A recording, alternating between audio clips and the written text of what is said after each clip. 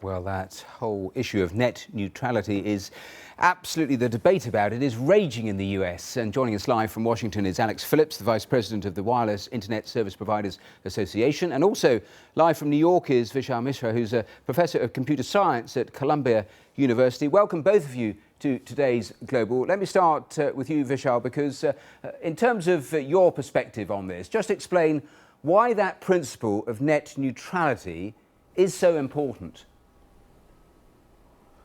Well, the principle is very important because you don't want to differentiate between different kinds of content on the internet. You don't want to, speed up certain content. You don't want to throttle some content.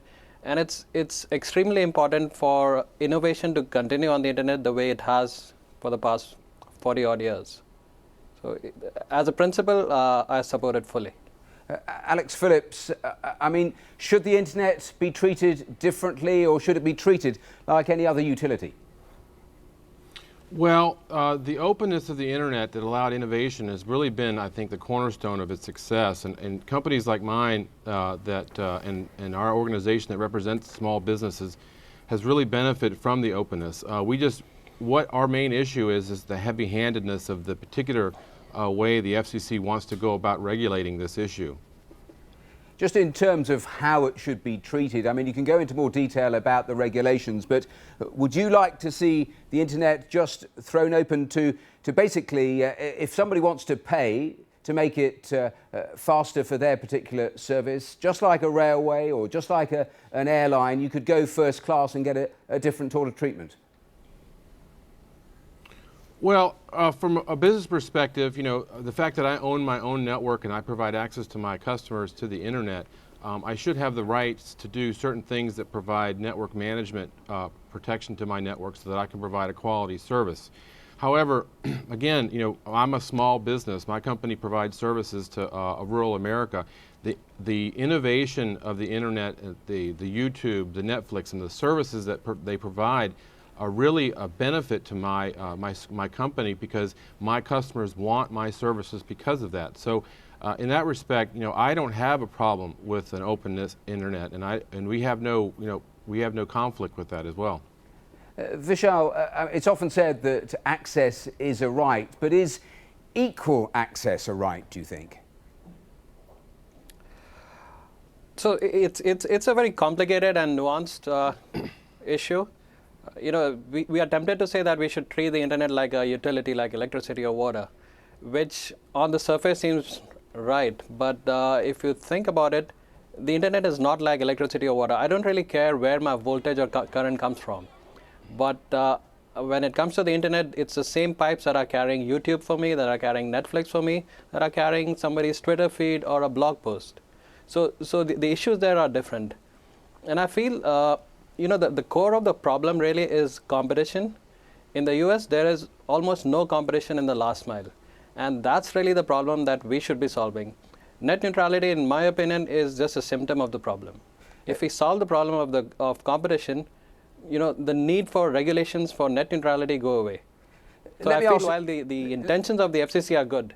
Let me ask both of you the same question, which is the cost to the user. If net neutrality is maintained, what do you anticipate is the cost to the user? And if we end up with a two-tier system, again, what is the cost likely to be for the user?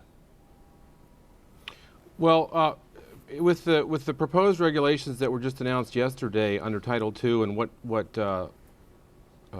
Chairman Wheeler wants to put into place, there's a regulatory compliance cost that's going to be incurred by all service providers, whether they're large companies or small companies, and that kind of thing eventually will have to be passed on to the customer. But there's also the potential for liability that didn't exist before. It's stated that sections 206 and 207 are going to be imposed as part of the Title II regulations, and neither one of those have anything to do with the internet, but have many things to do with damage liabilities and things that could spawn transparency trolling, as a term that's been coined recently with lawyers that would basically prey on small businesses that provide services to customers in the U.S. Let me throw the same thing to Vishal. Aside from all the technicalities, just in blunt terms, the cost for the ordinary person logging on? Which is likely to be most costly? Which is most? I'm sorry, Just I in didn't terms understand of the question. in terms of if you have a two-tier system or you don't have a two-tier system, for the ordinary consumer, what are the cost implications likely to be for them? So, I mean, the two-tiered system is a simplification. I think I'll go back to my original point that the problem really is competition. And what the FCC seems to have proposed, I mean, we haven't seen details yet, but what I've seen float around on the internet yesterday, it's doing nothing about competition. And competition is the only real way to bring down costs for the consumer.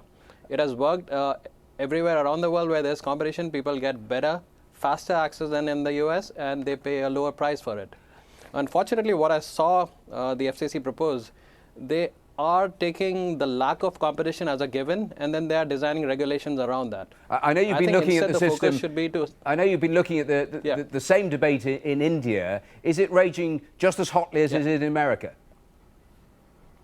It is raging significantly. I mean, I've seen a lot of articles, a lot of Twitter debates on the issue, and there's another issue which is very important in India and other places, but not so much. It hasn't been the focus in the US, and that's the issue of zero-rated apps.